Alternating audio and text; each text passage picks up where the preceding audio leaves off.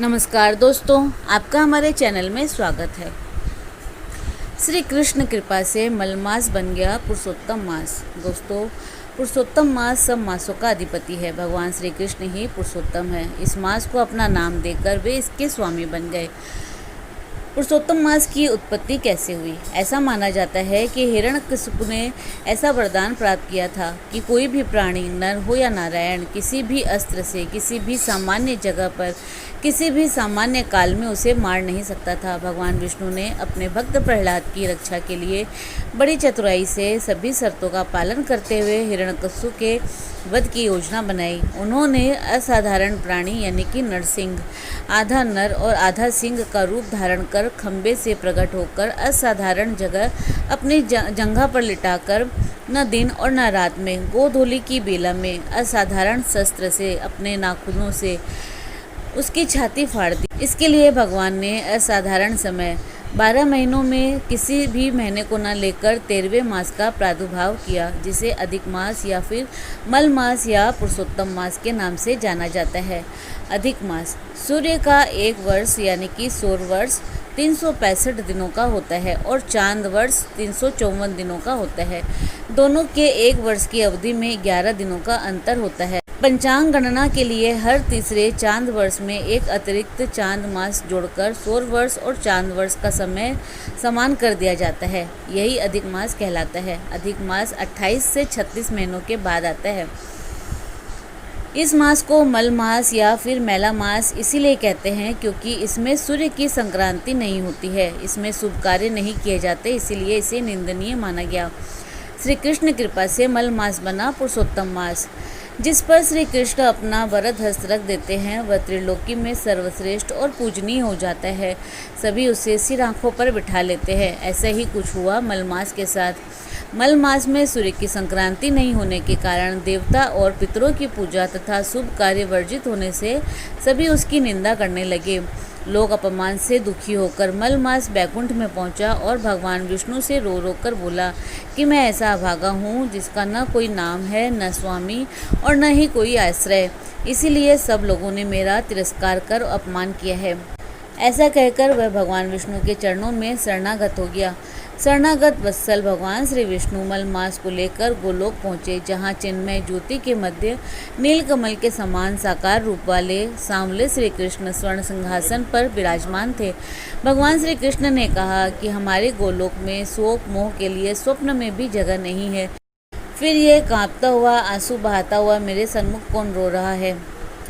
भगवान विष्णु ने उन्हें मलमास की सारी व्यथा सुनाई। तब भगवान श्री कृष्ण ने कहा कि सद्गुण, कीर्ति, प्रभाव, षड ऐश्वर्य, पराक्रम, भक्तों को वरदान देना आदि जितने भी सद्गुण मुझ पुरुषोत्तम में हैं, उन सबको आज से मैंने मलमास को सौंप दिया। मेरा नाम जो वेद, लोक और शास्त्र में प्रसिद्ध है, आज से उसी पुरुषोत्तम नाम से यह मलमास विख्यात होगा। मैं स्वयं इस मास का स्वामी हो गया हूँ। इस मास में मेरी आराधना करने वालों को मैं परम दुर्लभ पद गोलोक धाम प्रदान करूँगा। अथर्ववेद में इसे भगवान का घर बताया गया है। त्रयोदशो मास इंद्रस्य ग्रह। पुरुषोत्तम मास में भगवान श्री विष्णु और भगवान श्री कृष्ण को कैसे करे प्रसन्न। इस मास में श्रद्धा भक्ति से भगवान की पूजा, आराधना, व्रत आदि करने से मनुष्य के दुख, दारिद्र्य और पापों का नाश होकर अंत में भगवान के धाम की प्राप्ति होती है। इसके लिए ये उपाय करने चाहिए।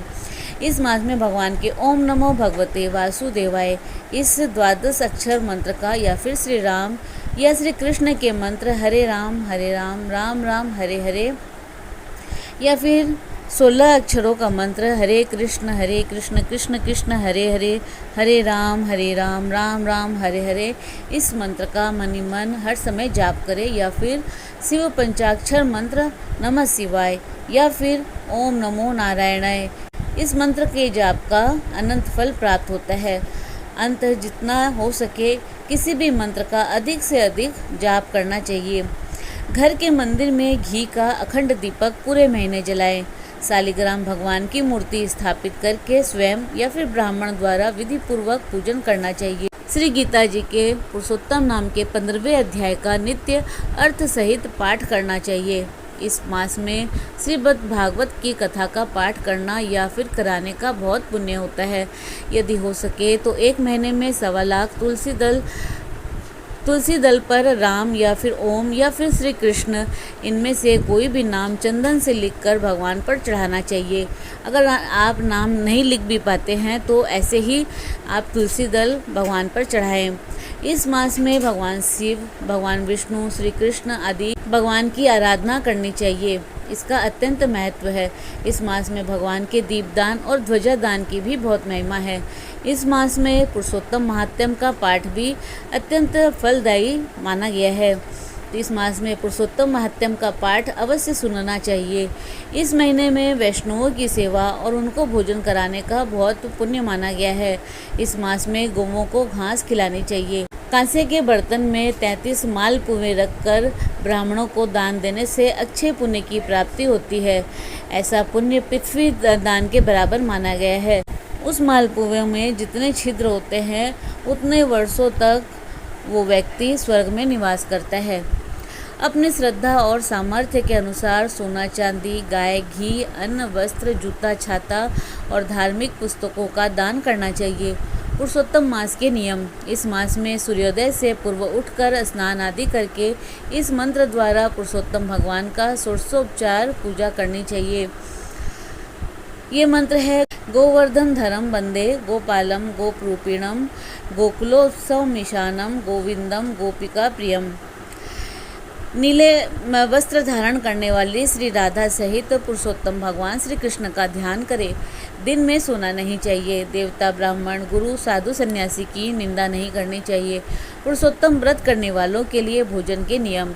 इस महीने व्रत करने वालों को एक समय भोजन करना चाहिए। भोजन में गेहूँ, चावल, जौ, मूंग, तिल, बथुआ, मटर, चौलाई, ककड़ी, केला, आंवला, दूध, दही, घी, आम, हरे पीपल, जीरा, सौंठ, सेंधा नमक, इमली, पान, सुपारी, कटहल, सहतूत, मेथी आदि खाने का विधान है।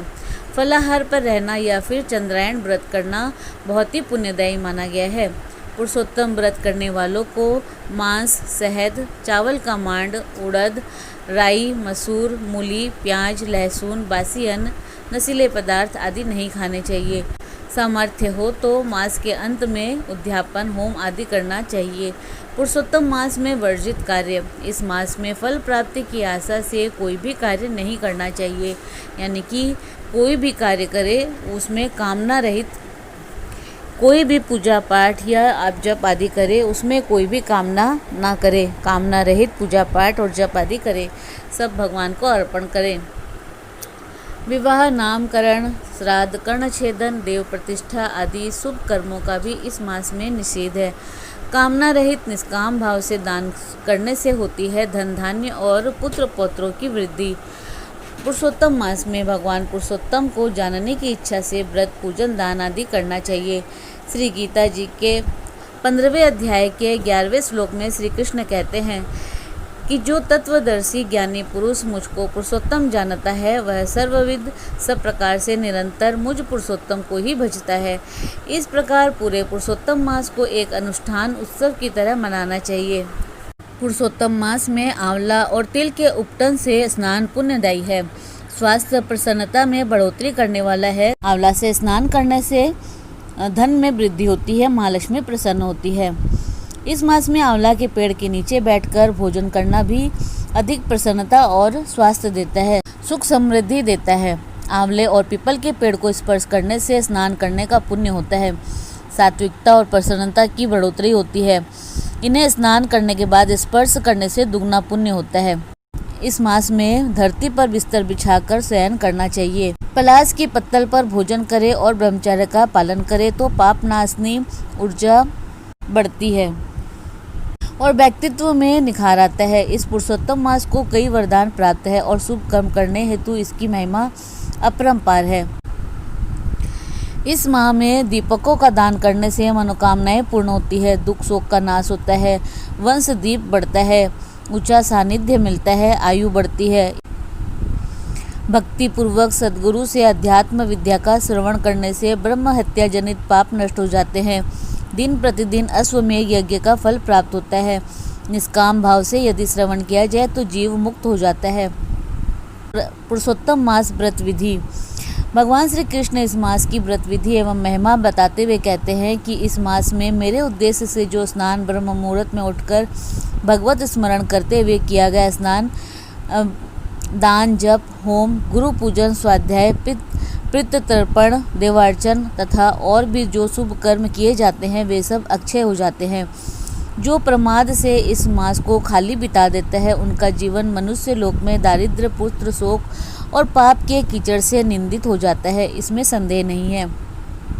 शंख की ध्वनि के साथ कपूर से आरती करे, यह न हो तो रुई की बाती से ही आरती कर ले, इससे अनंत फल की प्राप्ति होती है। चंदन, अक्षत और पुष्पों के साथ तांबे के पात्र में पानी रखकर भक्ति से प्रातःकाल में अर्घ्य दे। पुरुषोत्तम मास का व्रत दारिद्र्य, पुत्र शोक और वैधव्य का नाशक है। इसके व्रत से ब्रह्म हत्या आदि सब पाप नष्ट हो जाते हैं। पुरुषोत्तम मास के आगमन पर जो व्यक्ति श्रद्धा भक्ति के साथ व्रत, उपवास, पूजा आदि शुभ कर्म करता है वह निस्संदेह अपने समस्त परिवार के साथ मेरे लोक में पहुंचकर मेरा सानिध्य प्राप्त कर लेता है। अधिक मास में शालिग्राम के पूजन का महत्व। पुराणों में पुरुषोत्तम मास में विष्णु स्वरूप शालिग्राम के साथ श्री महालक्ष्मी स्वरूपा श्री यंत्र का पूजन संयुक्त रूप से करने का काफ़ी महत्व बताया गया है। पुराणों में शालिग्राम को ब्रह्मांड भूत श्री नारायण का प्रतीक माना गया है। पद्म पुराण के अनुसार जो शालिग्राम का दर्शन करता है, उन्हें मस्तक झुकाता है, स्नान कराता है और पूजन करता है, वह कोटि यज्ञों के समान पुण्य और कोटि गोदानों का फल पाता है। इनके स्मरण, कीर्तन, ध्यान, पूजन और प्रणाम करने पर अनेक पाप दूर हो जाते हैं। जिस स्थान पर शालिग्राम और तुलसी होते हैं वहाँ भगवान श्री हरि विराजते हैं और वहीं संपूर्ण तीर्थों को साथ लेकर भगवती लक्ष्मी भी निवास करती है। पद्म पुराण के अनुसार जहाँ शालिग्राम शिला रूपी भगवान केशव विराजमान है वहाँ संपूर्ण देवता मौजूद है। जो शालिग्राम शिला के जल से अपना अभिषेक करता है उसे संपूर्ण तीर्थों में स्नान के बराबर और समस्त यज्ञों को करने के समान ही फल प्राप्त होता है। शिव जी ने बताई शालिग्राम की महिमा। भगवान कार्तिकेय के पूछने पर भगवान शिव ने शालिग्राम की महिमा का गान करते हुए कहा कि करोड़ों कमल पुष्पों से मेरी पूजा करने पर जो फल प्राप्त होता है वही शालिग्राम शिला की पूजा से कोटि गुना होकर मिलता है। मेरे कोटि कोटि लिंगों का दर्शन, पूजन और स्तवन करने से जो फल मिलता है वह एक ही शालिग्राम के पूजन से प्राप्त हो जाता है। जहाँ इनका पूजन होता है वहाँ पर किया हुआ दान, स्नान काशी से 100 गुना अधिक फल देने वाला माना गया है। शालिग्राम को अर्पित किया हुआ थोड़ा सा तुलसी दल, पुष्प, फल, जल, मूल और दुर्वा दल भी मेरू पर्वत के समान महान फल देने वाले माने गए हैं। ऐसे करे पूजा। पुरुषोत्तम मास के पहले दिन प्रातःकाल नित्य नियम से निवृत्त होकर श्वेत या पीले वस्त्र धारण कर पूर्व या फिर उत्तर की तरफ मुँह करके किसी ताम्रपात्र में पुष्प बिछाकर शालिग्राम शिला को स्थापित करें। फिर शुद्ध जल में गंगा जल मिलाकर श्री विष्णु का ध्यान करते हुए स्नान कराए। इसके बाद शालिग्राम विग्रह पर चंदन लगाकर तुलसी पत्र, सुगंधित पुष्प, नैवेद्य, फल आदि अर्पित करें। यथाशक्ति ओम नमो भगवते वासुदेवाय का जाप करने के उपरांत कपूर से आरती करें। अभिषेक के जल को स्वयं एवं परिवार के सदस्यों को ग्रहण कराएं। इसी के साथ श्रीमद् भागवत कथा, गीता जी का पाठ, श्री विष्णु सहस्त्र नाम का पाठ पुरुषोत्तम मास में करने से विशेष फल की प्राप्ति होती है। कैसे शालिग्राम रखें? छत्राकार शालिग्राम की पूजा से राज्य सुख आदि और वर्तुलाकार शालिग्राम की पूजा से धन ऐश्वर्य की प्राप्ति होती है। परंतु विकृत, फटे हुए सूल के नोक के समान सकट के आकार के पीलापन लिए हुए भग्न चक्र वाले शालिग्राम दुख, दारिद्र्य, व्याधि, हानि के कारण बनते हैं। अतः इन्हें घर मंदिर में नहीं रखना चाहिए। शालिग्राम, तुलसी और शंख को जो व्यक्ति श्रद्धा से सुरक्षित रखता है उससे भगवान श्रीहरि बहुत प्रेम करते हैं। बरकत बढ़ाने के लिए पुरुषोत्तम मास में खाना खाने से पहले गीता जी के 15वें अध्याय का पाठ करने के बाद ही भोजन करना चाहिए। घर में से बरकत कभी जाएगी ही नहीं। अधिक मास को पुरुषोत्तम मास कहे जाने का एक सांकेतिक अर्थ भी है। ऐसा माना जाता है कि यह मास हर व्यक्ति विशेष के लिए तन मन से पवित्र होने का समय होता है। इस दौरान श्रद्धालु जन व्रत, उपवास, ध्यान, योग और भजन कीर्तन मनन में संलग्न रहते हैं और अपने आप को भगवान के प्रति समर्पित कर देते हैं। इस तरह यह समय सामान्य पुरुष से उत्तम बनने का होता है, मन के मैल धोने का होता है। यही वजह है इसे पुरुषोत्तम मास नाम दिया गया है।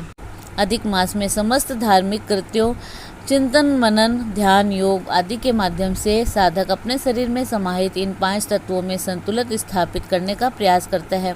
इस पूरे मास में अपने धार्मिक और आध्यात्मिक प्रयासों से प्रत्येक व्यक्ति अपनी भौतिक और आध्यात्मिक उन्नति तथा निर्मलता के लिए उद्यत होता है। इस तरह अधिक मास के दौरान किए गए प्रयासों से व्यक्ति हर 3 साल में स्वयं को बाहर से स्वच्छ कर परम निर्मलता को प्राप्त कर नई ऊर्जा से भर जाता है। ऐसा माना जाता है कि इस दौरान किए गए प्रयासों से समस्त कुंडली के दोषों का भी निवारण हो जाता है। दोस्तों, इसी प्रकार और भी रोचक जानकारी के लिए आप हमारे चैनल को लाइक, शेयर व सब्सक्राइब करें। हमारे चैनल में विजिट करने के लिए धन्यवाद।